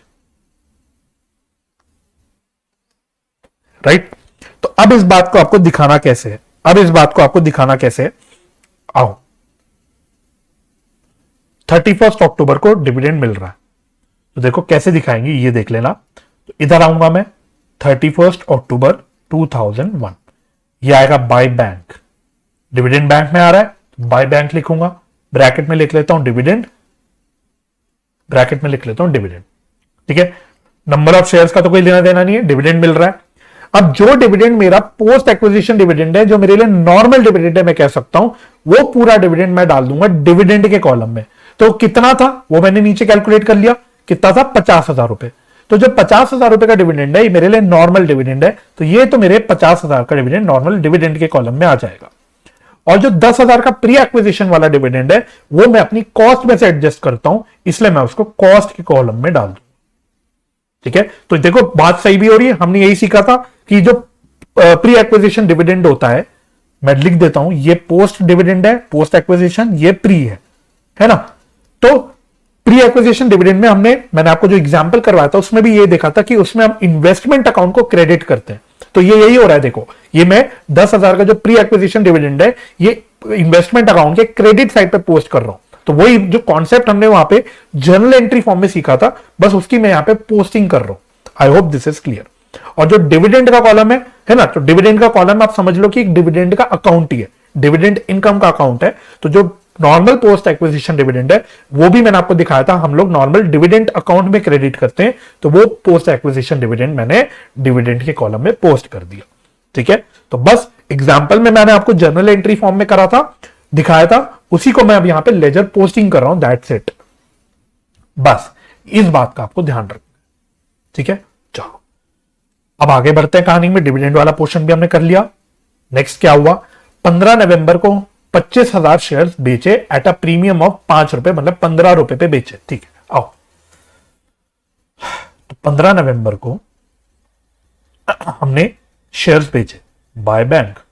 कितने शेयर्स बेचे सर? 25,000 शेयर्स बेचे 15 रुपए में। तो डिविडेंड का तो कोई रोल नहीं है, तो कितना रुपए पे बेचे होंगे? 25,000 इंटू 15, 3,75,000 में। तो ये तो मैंने कर लिया कैलकुलेट। ठीक है, अब जैसी इन्वेस्टमेंट बिकती है वैसी हमें दिमाग में सोचना है उस पर प्रॉफिट और लॉस। सेल पे प्रॉफिट हो रहा है कि लॉस हो रहा है, ये हमें निकालना पड़ेगा अपने आप। जैसी चाहे शेयर्स की इन्वेस्टमेंट हो, चाहे बॉन्ड्स की इन्वेस्टमेंट हो, चाहे डिबेंचर्स की इन्वेस्टमेंट हो, कोई भी इन्वेस्टमेंट हो, सेल होते ही हमको प्रॉफिट या लॉस की कैलकुलेशन करनी है। ठीक है, तो उसके लिए हम लोग फिर से वर्किंग नोट में आ जाएंगे। अपने वर्किंग नोट नंबर 4, प्रॉफिट या loss on sale of 25,000 shares. और बेचा कब हमने? बेचा हमने 15 नवंबर को। ठीक है, आओ, तो देखो भाई, सेल्स कंसिडरेशन तो मैंने निकाली ली, कितनी आ रही थी? 3,75,000। तो सेल्स कंसिडरेशन कितनी है? 3,75,000। अब मुझे देखनी है कि एवरेज कॉस्ट, प्रोपोर्शनेट कॉस्ट कितनी है। जो शेयर्स मैंने बेचे इसकी कॉस्ट कैसे निकालूंगा मैं? तो देखो, कॉस्ट ऑफ 25,000 शेयर्स सोल्ड, और ये एवरेज बेसिस पे निकालूंगा, है ना। क्वेश्चन ने वैसे तो बोल भी रखा है कि हम लोग एवरेज मेथड, एवरेज कॉस्ट निकालते हैं, एवरेज कॉस्ट यूज करते हैं, और नहीं भी बोलता तो हम एवरेज कॉस्ट ही यूज करते हैं। ठीक है, तो देखो, इसके लिए आपको कुछ नहीं करना, आपको बस चुपचाप से अपना इन्वेस्टमेंट अकाउंट में झांक के देखना है। आप अपनी इन्वेस्टमेंट अकाउंट में झांको। ठीक है, यहां तक झांको, सेल के अलावा। ठीक है, सेल वाला पोर्शन मत झांकना, बाकी झांको। मेरी अभी तक कॉस्ट कितनी है? देखो कॉस्ट कितनी है, ये सारी मेरी कॉस्ट है, ये सारी मेरी कॉस्ट में इंक्लूडेड है। हां, इसमें से 10,000 रुपए प्री एक्विजिशन डिविडेंड माइनस है, तो ये मेरी कॉस्ट है। इसमें से मैं प्री एक्विजिशन डिविडेंड माइनस कर दूंगा, तो मेरी नेट कॉस्ट आ जाएगी टोटल। अच्छा, ये टोटल कॉस्ट मेरी कितनी शेयर्स की है? इतने शेयर्स की है, इतने शेयर्स की है, यानी 25 5 30 प्लस 15, 45,000 शेयर्स की है। तो 45,000 शेयर्स की मेरी ये कॉस्ट है। एक बार टोटल कर ही लेते हैं, काम करते हैं, क्योंकि पहली बार सीख रहे हैं, समझ रहे हैं, तो एक बार करके देख लेते हैं। बाकी मैं आपको वर्किंग में कैसे दिखाना है वो तो दिखाई दूंगा। तो 6,05,000 की ये कॉस्ट है, जिसमें से ये 10,000 रुपए का प्री एक्विजिशन डिविडेंड है, तो वो मैं माइनस कर दूंगा। तो मेरी नेट कॉस्ट कितनी आ रही होगी? 5,95,000, 5,95,000 आ रही होगी। ये किसकी कॉस्ट होगी? 45,000 शेयर्स की। तो बस आपको पता लग गया कि 5,95,000 की कॉस्ट है 45,000 शेयर्स की। आप प्रोपोर्शनेट कैलकुलेशन आप कर सकते हो। ठीक है, तो ये सब तो बस दिखाने के लिए था, तो मैं सब हटा देता हूं, ये सब हटा देते हैं, क्योंकि यहां पे मुझे जगह चाहिए ना लिखने के लिए।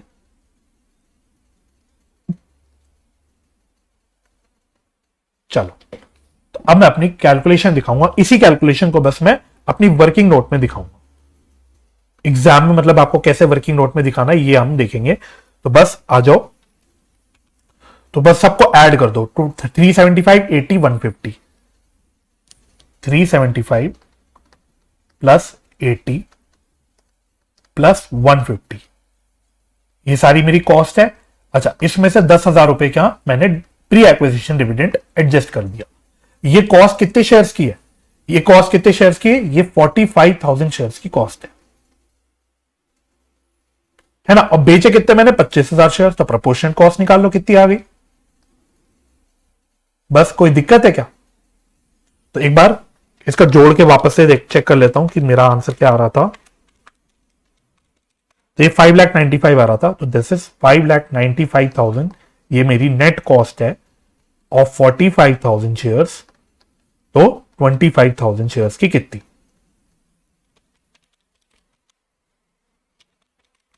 तो ये आ रही है 3,30,000, 3,30,556। तो 3,30,556 की कॉस्ट की शेयर्स मैंने 3,75,000 में बेचे, तो नेचुरल सी बात है मेरा प्रॉफिट हो गया, गेन हो गया। तो गेन ऑन सेल कितना आ गया? 3,75,000 माइनस 3,30,556, तो कितना आ गया? यह आ गया 44,444। 44,444। बस ये कैलकुलेशन आपको करनी आनी चाहिए। अगर ये समझ आ गई तो फिर आपको कोई भी दिक्कत नहीं होने वाली, कोई दिक्कत नहीं होगी। आओ, तो यहां पे हम डाल देंगे प्रॉफिट टू P&L प्रॉफिट 15 नवंबर 2001। ठीक है, तो यहां कुछ नहीं, यहां कुछ नहीं, प्रॉफिट सीधा डाल देंगे 44,444। राइट, बात खत्म, पैसा हजम, है ना। आई थिंक सारी ट्रांजेक्शन हो गई। अब एक बार चेक कर लेते हैं, और तो कुछ नहीं बचा। अब बस बुक्स क्लोज करनी है 31 दिसंबर को। आओ,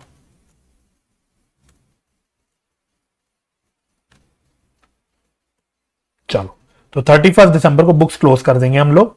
31 दिसंबर 2001 बाय बैलेंस सीडी। कितने शेयर्स बच गए? 45,000 शेयर्स आ रहे थे यहां पे, जिसमें से 25,000 मैंने बेच दिए, तो आई थिंक 20,000 शेयर्स मेरे पास बचे होंगे। ठीक है, डिविडेंड में कुछ नहीं।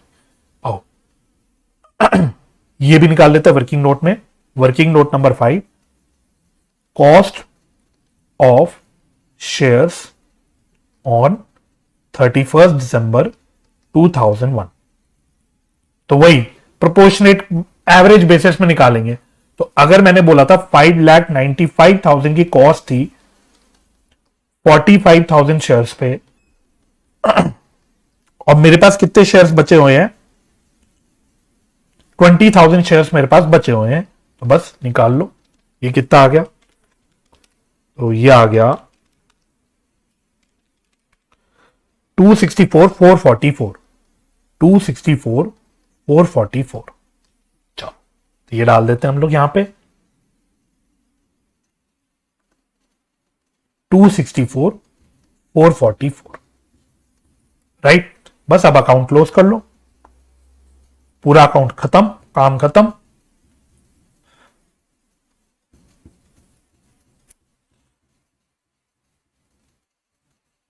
चलो, तो नंबर ऑफ शेयर्स का टोटल आ रहा होगा 45,000, ये खत्म।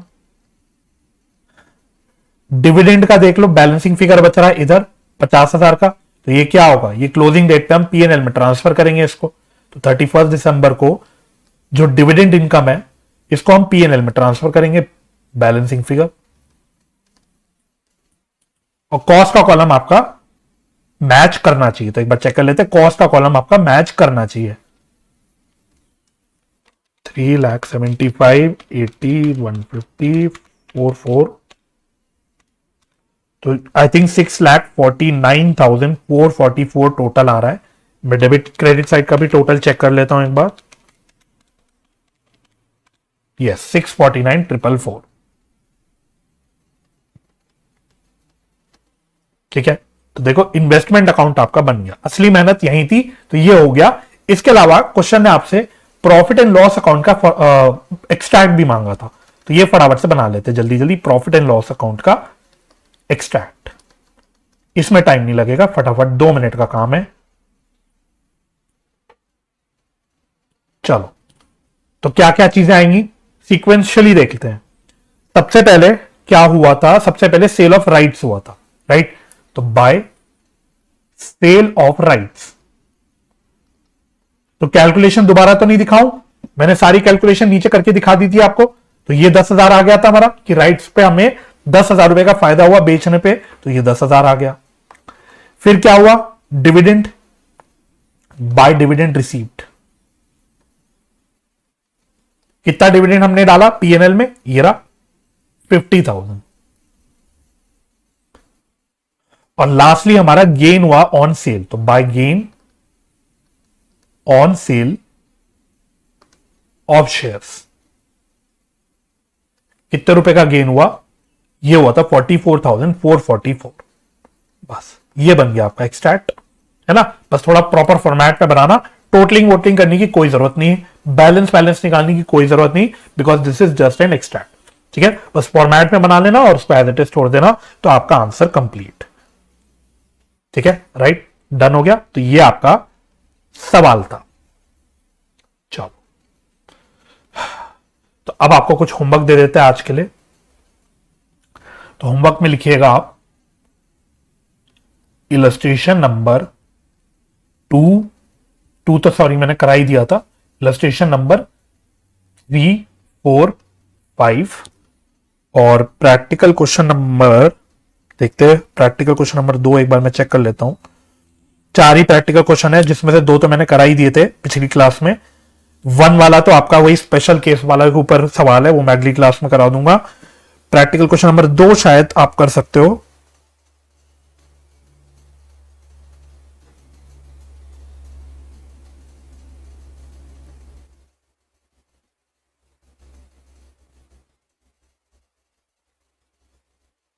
आई थिंक प्रैक्टिकल क्वेश्चन आप 2 ट्राई कर सकते हो, तो प्लीज ट्राई जरूर करना प्रैक्टिकल क्वेश्चन नंबर 2। और अगर इसमें डाउट होगा, नहीं हुआ आपसे, तो कमेंट में बता देना। अगर आप कमेंट नहीं करोगे तो मैं मान लूंगा हो गया, तो अगर नहीं होता तो आप कमेंट में डाल देना, तो उस केस में मैं प्रैक्टिकल क्वेश्चन नंबर 2 करा दूंगा। आई थिंक हो जाएगा। ठीक है, तो ये आप होमवर्क में कर लेना और बाकी बातें हम लोग अगली क्लास में कर लेंगे। राइट, तो मैं उम्मीद करता हूं ये लेक्चर आपको समझ आया होगा। क्वेश्चंस आपने मेरे साथ साथ सारे सॉल्व करे होंगे। अगर ये लेक्चर हेल्पफुल लगा है तो इसको लाइक जरूर करना, उससे मुझे पता लगेगा। इसके अलावा आप कमेंट भी करना अपनी फीडबैक्स वगैरह। बाकी हम जो पोर्शन है वो नेक्स्ट क्लास में करेंगे, है ना। कॉन्सेप्चुअली कुछ बचा नहीं है। अब एक टाइप ऑफ क्वेश्चंस और आते हैं आपके, जो लंबे बड़े क्वेश्चंस होते हैं, जो ज्यादा मार्क्स कैरी करते हैं, जिसमें आपके नंबर ऑफ इन्वेस्टमेंट्स कई सारी होती हैं। अभी तक आपके साथ मैंने जो भी क्वेश्चन करा उसमें एक ही इन्वेस्टमेंट होता था, उसी का अकाउंट बनाते थे। एक और टाइप ऑफ क्वेश्चन होता है जिसमें आपको 2 इन्वेस्टमेंट अकाउंट बनाने पड़ते हैं या 3 बनाने पड़ते हैं। एक आपका बॉन्डेड डिबेंचर होगा, एक कोई शेयर होगा। इस प्रकार से वैरायटी होती है आपकी, जिसमें आपको अपने सारे कॉन्सेप्ट लगाने पड़ते हैं। तो काइंड ऑफ आप कह सकते हो एग्जॉस्टिव क्वेश्चंस होते हैं। तो उस तरह के क्वेश्चंस भी हम लोग क्लास में जरूर सॉल्व करेंगे। ठीक है, तो आपसे मुलाकात होगी नेक्स्ट क्लास में। बाय बाय, टेक केयर, अपना ख्याल रखिए। मिलते हैं हम लोग नेक्स्ट क्लास में।